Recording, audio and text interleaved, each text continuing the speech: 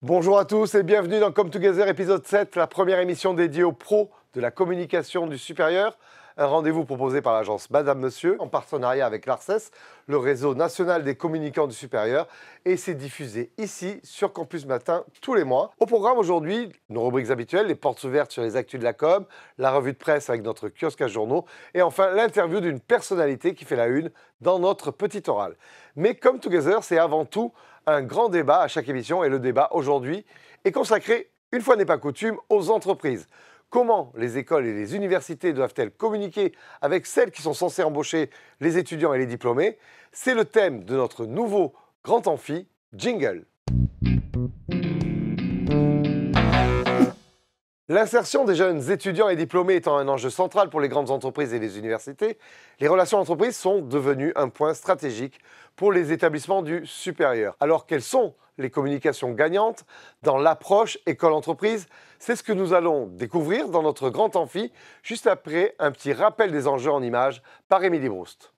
Services relations entreprises, développement de partenariats, placement d'étudiants en stage. Entretenir le lien entre le monde professionnel et le monde étudiant reste une préoccupation majeure du système éducatif et des jeunes.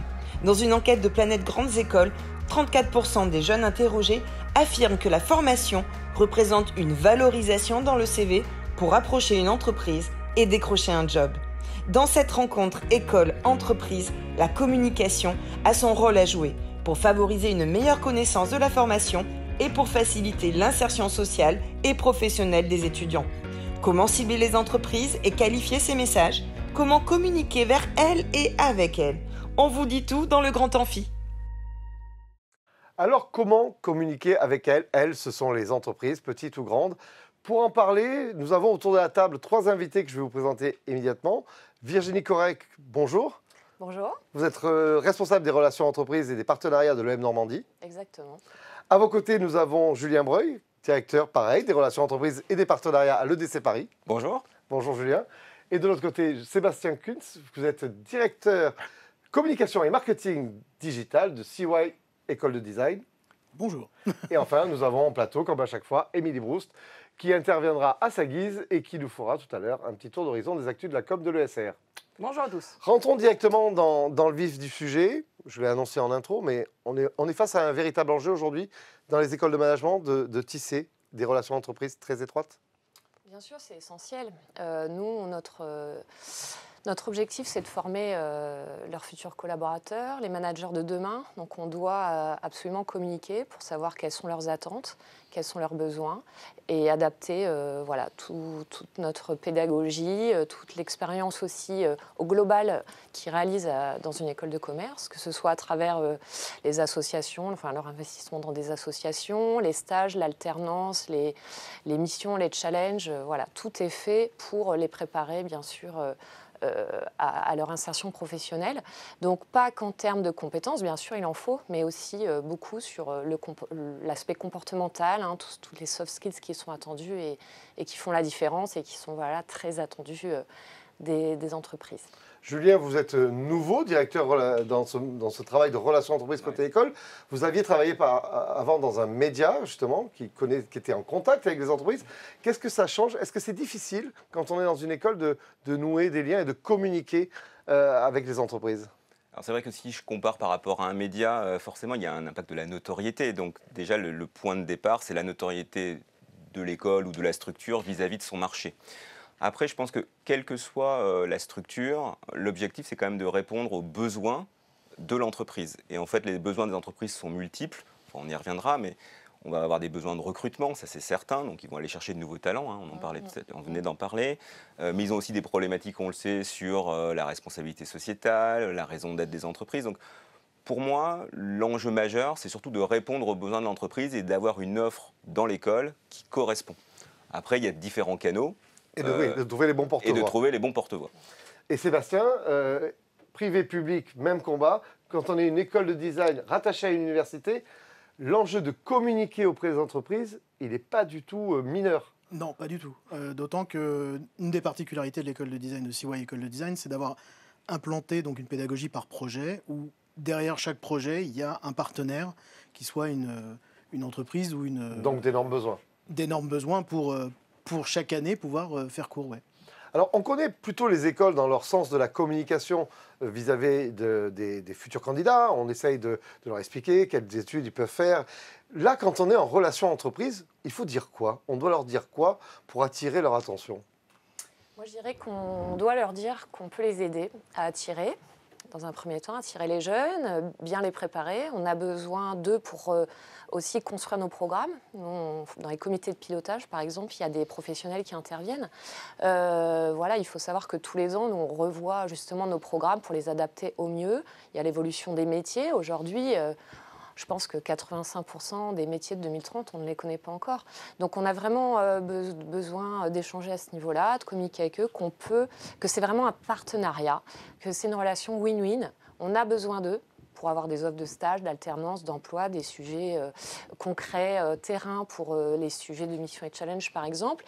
Et les entreprises ont besoin de nous pour voilà, faciliter, leur donner de la visibilité, faciliter donc leur recrutement, leur donner de la visibilité et attirer. C'est ça que vous expérimentez? Ouais. En fait, la communication vis-à-vis des relations entreprises se fait par l'association de projets, mais pas par forcément en les assaillant de on fait ci, on fait ça. Il faut les impliquer dans l'école, en fait.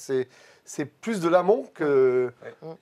Je pense, Julien? moi, je suis tout à fait d'accord. Enfin, quelque part, l'école est dans l'entreprise, parce que souvent, ils nous demandent effectivement, pourquoi pas d'aller les former ou pourquoi pas d'aller les expliquer, d'avoir des étudiants qui ont fait des nouvelles compétences au sein des entreprises. Et parfois, l'entreprise est dans l'école, parce qu'effectivement, je considère que l'école, c'est quand même le carrefour de rencontre entre un étudiant et une entreprise. Après, ça dépend de ce qu'on veut faire. Est-ce qu'on fait une communication de masse? Bah oui, c'est vrai que si on est pour la collecte de la taxe d'apprentissage, de manière générale, on a une approche un peu plus massive. Mais si après, on est plus sur une problématique de conférence, sur un sujet spécifique, là, ça va être au cas par cas, et on va essayer d'expliquer quel est l'ADN ou la philosophie de notre école pour justement intégrer au mieux l'entreprise sur un sujet. Parce qu'il y a, comme pour les étudiants, il y a une notion de prospection. Vous ne pouvez pas vivre en système fermé. Vous devez chaque fois séduire des nouvelles entreprises qui ne sont pas donc encore intégrées à votre pédagogie. Alors comment on fait, Sébastien, quand en plus on a une école jeune comme la vôtre? Ouais, on a 2 ans d'existence, mais on a déjà réalisé 42 projets avec des entreprises et des collectivités locales. Donc en un an, donc c'est déjà quelque chose de fort. Après, on a aussi c'est quoi les bonnes méthodes pour les avoir drainés sur 42? La diversification de l'offre et, comme on le disait tout à l'heure, d'avoir une écoute de leurs besoins. Faire des formations pour les entreprises, évidemment, on peut former Orange comme on forme Valeo, j'en sais rien, c'est des exemples, mais on peut aussi aller voir Orange et leur dire quel est votre besoin, comment on peut adapter notre formation, comment on peut créer une formation de toutes pièces avec vos managers, avec vos designers, comment vous pouvez redorer votre image ou avoir des axes de communication différents en faisant des projets prospectifs avec des designers, peut-être que ça améliorera votre image. Donc c'est vraiment un accompagnement sur déjà bien connaître l'entreprise et puis avoir un accompagnement qui réponde à un besoin et que l'entreprise comprenne ce qu'elle va gagner à venir à l'école et pas uniquement ce que l'école va gagner à faire appel à l'entreprise en fait. Et dans la démarche de prospection, quand on n'a pas encore de contact privilégié avec un tel ou un tel, c'est l'initiative qui va faire la différence, c'est la typologie, c'est de leur dire on va faire un think tank, on a des projets, on a besoin de parrains. C'est quoi qui va attirer leur curiosité? Parce qu'ils sont, je le disais, ils sont sursollicités, il y a un nombre d'écoles et d'universités improbables en France, donc... C'est vrai que moi, parfois, je prends mon ancienne casquette média et je me dis, c'est vrai qu'il y a quand même une évolution aussi de leurs attentes. Souvent, on parlait des entreprises qui vont avoir des besoins de recrutement, et ça allait bien aux écoles, parce qu'il fallait qu'on positionne nos stagiaires, nos alternants, et ainsi de suite.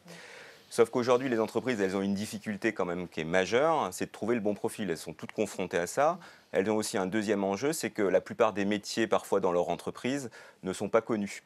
Donc pour nous, en tant qu'école, c'est quand même un avantage. C'est qu'effectivement, si on arrive à diversifier notre offre et qu'on arrive à leur dire, écoutez, je vais prendre un exemple, mais prenons l'exemple des banques. Je pense que toutes les banques, tous les étudiants ne savent pas que dans les banques, il y a énormément de recrutement dans les data scientists.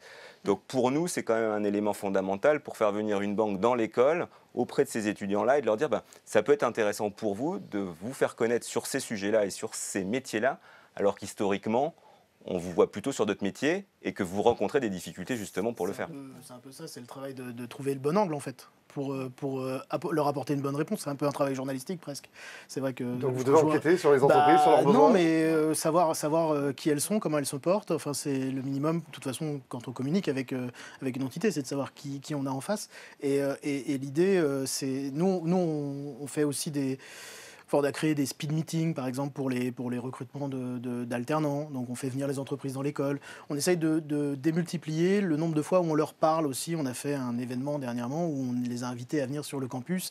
Il y avait une conférence du directeur qui expliquait ce qu'était l'école, comment l'offre était diversifiée, ce qu'ils pouvaient attendre de nous, ce qu'on pouvait attendre d'eux, tout autour d'un petit déjeuner. Donc, des choses peut-être moins conventionnelles que ce qu'on peut attendre dans une relation entreprise. Mais on est sur de la communication presque sur mesure plutôt que de la communication de masse. C'est clairement identifié dans vos métiers. Oui, exactement. Non, la communication de masse, ça marche peu. Hein. On peut le remarquer sur des emailings. Ou des campagnes LinkedIn, vous pourriez très bien dire. Voilà. Non, c'est vraiment, assez personnalisé pour les entreprises et aussi pour les étudiants. Il faut le dire, même si on a beaucoup d'étudiants, on essaie quand même de les accompagner au maximum. Mais je dirais que ces dernières années, on a pu remarquer la création de postes de campus manager dans les grandes entreprises qui ont vraiment un rôle essentiel dans les services RH, qui sont aussi accompagnés avec des opérationnels, donc plus terrain. Et voilà, donc ce sont nos interlocuteurs privilégiés. Et il y a vraiment, ils jouent un rôle essentiel sur le recrutement. Donc vous avez des interlocuteurs que vous pouvez sensibiliser. Voilà. Est-ce qu'il y a des choses qui marchent mieux que d'autres aujourd'hui, Julien? Est-ce qu'il y a eu ces derniers temps des typologies d'opérations où vous savez qu'elles sont successful, pour prendre un anglicisme? Alors, avec le recul que j'ai encore une fois sur une année, moi ce que je m'aperçois, et là où on est, c'est effectivement sur le système notamment des conférences ou de l'intégration au sein de la pédagogie. Plus on renforce le lien entre l'école et l'entreprise, plus l'entreprise est intéressée. Alors je donne un exemple, mais c'est vrai que ça nous semble intéressant, et beaucoup d'écoles le font bien sûr, mais d'intégrer par exemple pour les dernières années, pas uniquement, des entreprises directement dans un cours où c'est elles qui vont administrer ce cours. Je prends l'exemple du display programmatique, voilà, on va faire venir une entreprise des médias pour expliquer comment ça se passe concrètement et pas uniquement théoriquement, mais ça en appui de la pédagogie. Et là, quelque part, l'entreprise est déjà dans l'école. C'est quelque chose que vous avez déjà expérimenté depuis de longues années et que vous expérimentez à CY Design, c'est qu'il y a 40 projets, 40 entreprises. Ça veut dire que l'entreprise est déjà dans l'école, donc le travail est fait. Non seulement ça, mais aussi on n'a pas même si on est une école implantée dans une université, on n'a pas de professeurs. On n'a que des intervenants extérieurs qui sont en position déjà. Donc il y a déjà cette relation presque de formation et puis de jeunes qui rencontrent un professionnel qui va lui dire voilà, dans le métier on fait comme ça. Donc c'est aussi important dans la formation pour nous. Et effectivement, cette porosité, elle est un peu à tous les niveaux. Est-ce qu'il y a des cibles plus difficiles à atteindre que d'autres dans le portefeuille des entreprises qui est très large? Est-ce qu'aujourd'hui, la difficulté, c'est les grands comptes? La difficulté, c'est le tissu de PME que vous devez aussi générer autour de l'école? C'est quoi le plus dur? On n'a pas trop de difficultés, je pense. Aujourd'hui, vraiment, il y a de grosses problématiques de recrutement, donc on n'a pas trop de difficultés. Je dirais que ce sont plus les PME en province, éloignées des grandes villes, qui pourraient avoir du mal à attirer les jeunes. Voilà. Et c'est à nous, justement, de dire aux jeunes, ne pensez pas que L'Oréal, Decathlon, des grosses entreprises, il y a aussi des PME au sein desquelles vous pouvez trouver du sens, vous pouvez évoluer, toucher à pas mal de choses. C'est à nous aussi de faire passer des messages. Vous confirmez, Julien, la feuille de route, elle doit être sur les deux aspects? Elle est clairement sur les deux aspects. Pourquoi? Parce que c'est vrai que en proportion, la proportion des grandes entreprises à recruter, elle est très importante, mais en volume de recrutement, le volume de recrutement, il est plutôt dans les PME et les ETI. Alors après, côté grande entreprise, la difficulté, c'est que, on va le dire, toutes les écoles sont quand même positionnées sur les grandes entreprises, parce que les grandes entreprises, on le verra, il y a des palmarès qui existent, les palmarès les plus attractifs, donc forcément, ça crée de l'attente vis-à-vis des étudiants qui vont vers ces entreprises-là. Donc on se retrouve tous en concurrence et à nous différencier avec une offre de valeur un peu différente. Et côté PME et ETI, là, la difficulté, elle est juste en termes de structure de relations entreprises. C'est-à-dire qu'il y a énormément de PME et d'ETI, et forcément, c'est difficile pour nous d'aller toutes les toucher.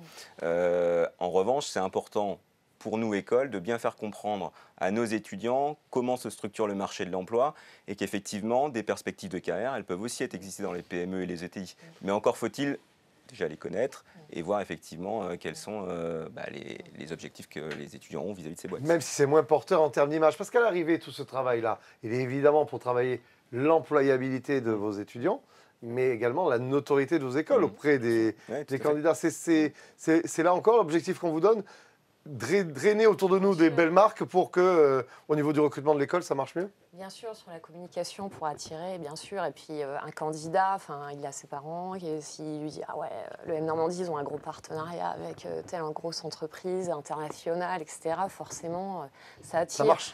Oui. Après, donc ça, sur par exemple notre plaquette, on va mettre des gros logos qui attirent. Après, c'est à nous, voilà, durant le cursus, de les ouvrir à ça. Et puis voilà, ce qui rassure aussi, c'est l'alternance qui se développe beaucoup. Oui, mais ça crée des liens naturels. Voilà, ça crée des liens naturels. Ça facilite énormément votre travail. Exactement. En fait. Et j'ai envie de dire que les étudiants, les alternants notamment, les stagiaires, ont un grand rôle à jouer aussi dans notre communication, puisque ce sont nos ambassadeurs. Alors, j'ai une question à vous poser. On a vu dans la communication des écoles vis-à-vis des candidats qu'il y a eu beaucoup d'évolutions. On passe par les réseaux sociaux, on passe par TikTok, on innove en permanence pour essayer de casser les codes de la communication traditionnelle. Est-ce que dans les relations d'entreprise, il faut innover? Est-ce qu'il faut, ou est-ce que c'est un canal de communication assez plan-plan en fait? Moi, je dirais que, dans ma spécialité de web marketeur, il y a je reviens sur ce qu'on disait tout à l'heure, il ne faut pas taper large, mais il faut quand même taper large. C'est-à-dire que dans le web marketing, en général, on tape large pour avoir un minimum de gens. Mais par contre, une fois qu'on a touché les gens, là, on va être très attentionné vis-à-vis d'eux. C'est là qu'on va chercher quel est le besoin réellement, et là, on va vraiment les accompagner. Donc, on est à la fois dans le large et dans l'accompagnement. Donc aujourd'hui, ça ne vaut pas le coup de faire du mass média ou faire une campagne détonnante pour attirer l'attention des grands comptes du conseil ou des grands comptes de telle industrie. Je ne sais pas, je me pose la question. On essaie forcément d'innover. Un petit peu. On se remet tout le temps en question en grande école. On est obligé, que ce soit pour attirer ou pour faciliter l'insertion, on est obligé d'innover tout le temps, de se remettre en question tout le temps. Après, on reste sur la professionnalisation. Donc, il y a quand même des codes qui doivent rester. On ne peut pas communiquer n'importe comment. On ne peut pas déconner. On ne peut pas déconner. On peut pas déconner. Ça doit rester sérieux. Julien, vous êtes nouveau. Vous allez me dépoussiérer tout ça. J'essaye à ma modeste mesure. Mais non, mais c'est vrai que innover pour innover, ça n'a pas forcément un sens. En revanche, forcément, on fait évoluer nos moyens de communication en fonction des besoins. Quand on communique, par exemple, sur un classement ou un palmarès, souvent sur le print, mais pas uniquement. Le print, ça assoit la notoriété de l'école. Et on sait que le média print, certes, touche les étudiants, mais il touche aussi les parents. Donc c'est aussi un média prescripteur. Indirectement, on crée de la notoriété. Et c'est plutôt du mass média. En revanche, derrière, on peut avoir des communications un peu plus ciblées. Alors, pourquoi pas sur des réseaux sociaux ou autres, mais ce que je veux dire par là, c'est qu'à un moment donné, il ne faut pas oublier qu'on s'adresse pour nos étudiants, qui sont certes nombreux, mais qui sont quand même un univers assez restreint pour notre école ou nos écoles. Donc c'est une approche, oui, innovante, mais spécifique quand même. Justement, ce sera ma dernière question, un petit tour de table. Qu'est-ce qui n'a pas encore été fait? Qu'est-ce qu'on pourrait imaginer? Des choses co-brandées, de l'événementiel qui n'a pas été fait? Est-ce que vous avez des choses dans les tuyaux? Et que, par manque de moyens ou de temps, vous ne l'avez pas encore expérimenté. C'est la question vache. Des TikTok relations entreprises. Non, mais moi, j'aimerais pouvoir étudier une vraie campagne marketing digital autour de la relation entreprise et pas uniquement autour du recrutement d'étudiants, parce que je pense que ça peut avoir des effets de captation de prospects très intéressants. Valoriser les partenariats, oui,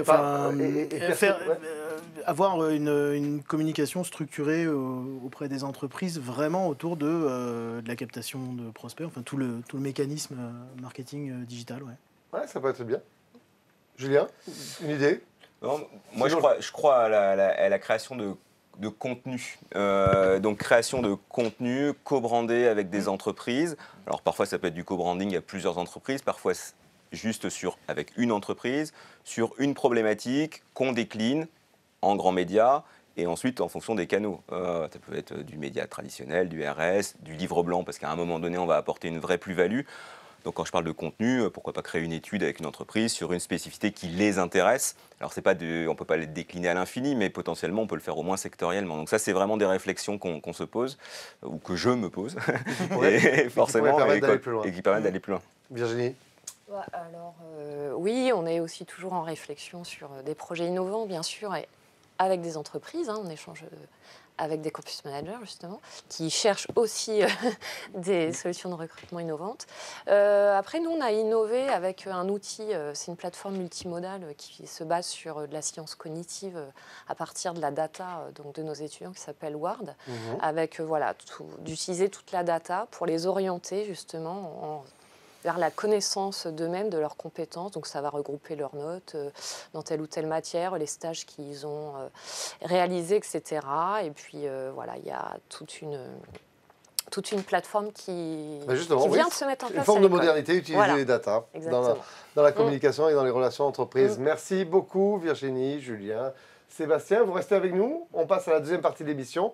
C'est les portes ouvertes sur les actus com de la semaine avec Émilie Broust. Bonjour Émilie, merci d'être avec nous. On va faire comme chaque fois avec vous un tour d'horizon des actus comme des écoles et des universités. Qu'avez-vous amené avec vous aujourd'hui ? Alors aujourd'hui, on va parler d'une thématique dont on a déjà parlé à l'émission précédente, c'est-à-dire quelles sont les typologies d'étudiants dans les écoles et comment les trouver, comment les définir. Eh bien, Sciences Po a décidé de se lancer sur ce chantier en dressant le profil socio-politique de ses étudiants. Et donc, ça donne un livre, ce livre, Une jeunesse engagée, une enquête coécrite par Martial Foucault, professeur des universités en sciences, et Anne Muxel, sociologue et politiste, tous deux dans la recherche. Ce qui est intéressant donc avec cette radiographie des étudiants de Sciences Po, c'est que c'est une enquête qui en fait est un comparatif d'une enquête déjà menée il y a 20 ans. Parce que oui, il y a déjà 20 ans, Sciences Po se posait des questions sur ce qu'étaient ses étudiants. Donc c'est assez intéressant, 2 décennies plus tard, de voir ce comparatif sur 20 ans. Alors qu'est-ce qu'on y apprend ? Eh bien, c'est dit dans le titre, que les étudiants de Sciences Po sont particulièrement engagés. C'est le principal enseignement. Plus d'un tiers d'entre eux fait partie d'une association humanitaire ou caritative. Donc c'est 36% et ça a doublé en 20 ans. Donc c'est plutôt intéressant. C'est une enquête à retrouver aux presses de Sciences Po. Parce que ça compte dans le cursus maintenant aussi. Bien sûr, donc bien sûr. Ça oblige à s'engager. C'est ça. L'école aussi amène des changements. Exactement. Nouveau territoire de marque pour l'ESCA qui a travaillé sa nouvelle identité avec l'ensemble des parties prenantes de l'école, diplômés, enseignants, c'est bien. Et à la fin, on a 3352 participants qui ont voté donc pour, eh bien, ça. Alors, je vais vous faire un petit avant-après parce que c'est pas flagrant. Avant l'ESCA, c'était ça, le logo de l'ESCA, c'était ça. Et maintenant, aujourd'hui, c'est ça. Donc, en fait, on le voit bien, l'idée, c'est de conserver, on va dire, les codes historiques de l'ESCA en les modernisant. Donc, on retrouve le choix de la couleur rouge, on retrouve la clé ailée, mais qui est aujourd'hui encapsulée dans une sorte de blason.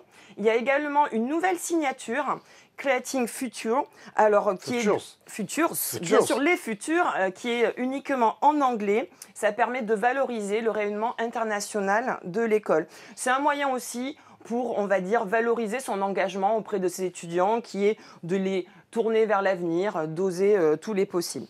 C'est une image renouvelée qui va se décliner alors sur plein de supports tout au long de l'année. On va découvrir ça.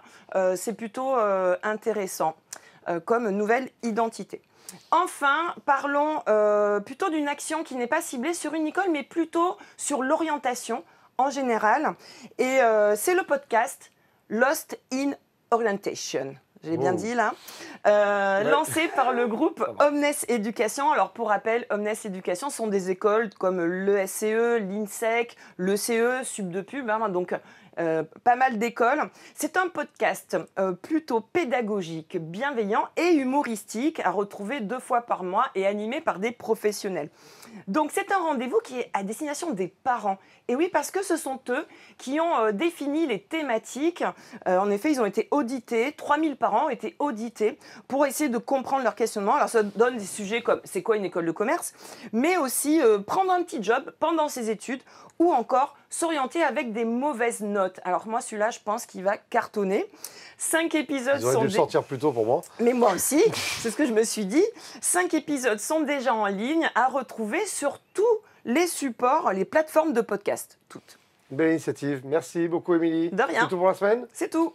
Merci, on passe au kiosque de l'ESR. Jingle. Toute la presse en parle, c'est le kiosque de l'ESR qui vous résume les unes et les actualités les plus fortes de l'enseignement supérieur dans les grands et les petits médias. C'est tout de suite préparé par l'équipe de Madame Monsieur.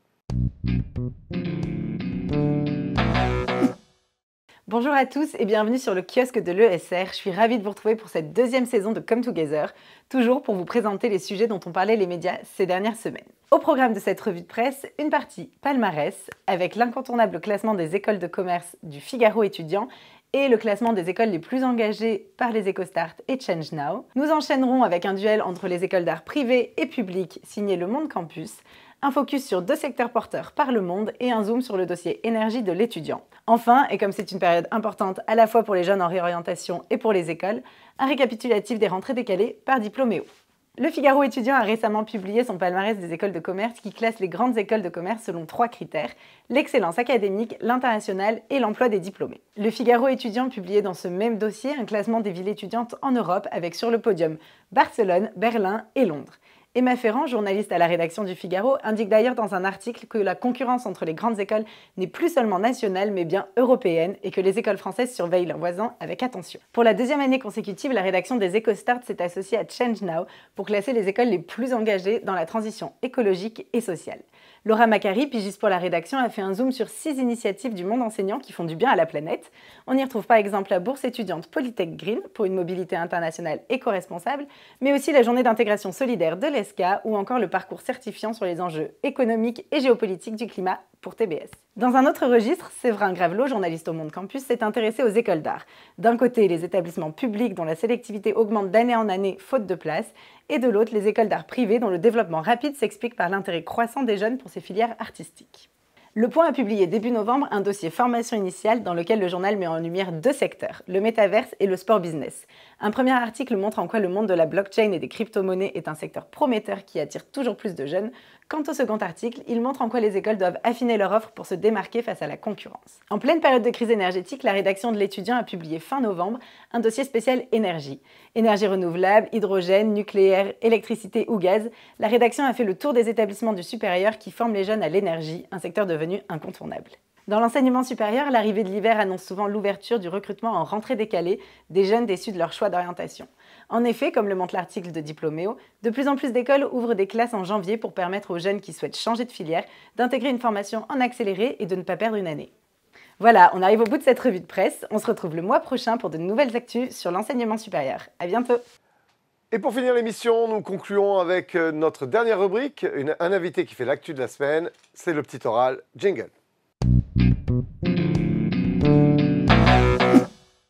Et aujourd'hui, nous nous connectons avec Marie Leborne-Larivière, responsable de la valorisation de la recherche à l'ESCA pour le lancement d'ESCA Knowledge. Marie, je vous aperçois, bonjour. Bonjour. Avec la nouvelle signalétique. Avec la nouvelle signalétique dont on vient de parler, de l'ESCA, tout à fait. Merci d'être avec nous. Exactement. Je profite de votre présence pour faire un gros plan sur votre initiative qui est destinée donc à la valorisation et à la vulgarisation de la recherche à l'ESCA, avec la création de cette nouvelle plateforme, ESCA Knowledge. Quelle est votre ambition avec cette plateforme, Marie ?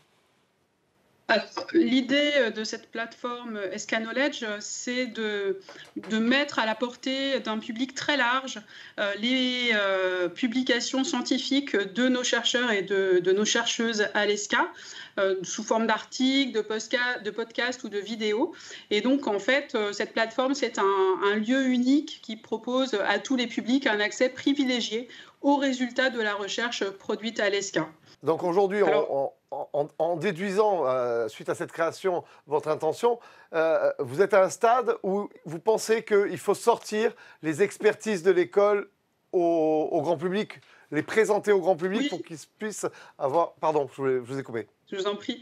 Oui, c'est exactement cela. En fait, l'idée, c'est que la recherche est parfois un peu cantonnée dans les milieux académiques et l'idée de la plateforme ESCA-Knowledge, c'est vraiment d'ouvrir cette connaissance au-delà des barrières académiques pour atteindre un large public. Alors évidemment, il y a naturellement nos publics proches, c'est-à-dire les entreprises, les organisations associatives et les décideurs publics, mais l'idée, c'est vraiment d'aller aussi au-delà de cela. Donc on va proposer un aperçu de notre recherche sous une forme vraiment accessible, compréhensible par le plus grand nombre, en français et en anglais. L'idée, c'est vraiment d'apporter cette connaissance parce qu'en fait, on pense à l'ESCA que quelque part, la connaissance, c'est une source fondamentale de liberté et de pensée et que c'est notre rôle, en fait, de permettre à cette connaissance de franchir les barrières académiques. Voilà. Alors, vous innovez dans l'intention, mais vous innovez également dans la forme. Vous nous le disiez, il y aura des articles, mais il y aura également des vidéos, des podcasts. Vous allez, oui, exactement. Alors, l'intérêt de varier les supports, c'est que les articles, chacun connaît cela, les podcasts et les vidéos, pour la recherche, c'est un petit peu moins fréquent. Et l'intérêt de l'exercice, c'est évidemment d'aller chercher des publics un peu plus diversifiés, peut-être des publics plus jeunes, mais aussi dans la forme même de l'exercice. Lorsqu'il faut produire un podcast ou une vidéo, ça nécessite d'employer un vocabulaire, un langage qui est forcément plus simple, plus compréhensible. Ça demande un effort pour le chercheur d'adaptation et ça le force quelque part à produire quelque chose de plus accessible. Voilà. Alors j'ai une petite question forcément qui m'intrigue, c'est comment arrivez-vous à faire ce travail de vulgarisation? Parce qu'on sait que c'est pas facile de traduire cette matière un peu abscon sur de la vulgarisation, en plus en podcast, en vidéo. Vous avez quoi, des journalistes? Vous avez des traducteurs? Quel est le procédé pour arriver à produire cette matière digeste et rendre cette matière digeste? Oui, c'est vrai qu'en faire une matière digeste, c'est pas toujours facile. Alors, pour cela, on a en interne des compétences spécifiques, effectivement, de traduction et d'adaptation, d'écriture, d'aide à la coécriture. Et plus spécifiquement, pour les podcasts et les vidéos, eh bien, il y a un travail qui est fait vraiment de reformulation. Et puis, évidemment, il y a un travail sur la voix off, sur les plans, les images pour rendre tout cela vivant. Et c'est intéressant comme exercice pour les chercheurs puisque ça les oblige quelque part, ça les contraint à faire un effort d'adaptation, de simplification du propos et en ce sens on espère que cela rend les résultats intelligibles et vraiment accessibles pour tous. En tout cas c'est l'objectif. Oui, en fait, vous avez constitué un véritable média destiné à extraire l'actualité de votre activité de recherche. Bravo pour ça. Merci beaucoup d'avoir répondu présent à notre invitation. Merci Marie. Merci. Voilà, il est temps de conclure cette émission. Je remercie encore tous nos invités d'avoir joué le jeu, d'avoir répondu à mes questions. Et je vous donne rendez-vous très vite pour un nouvel épisode de Come Together. À bientôt. Bye bye. Ciao.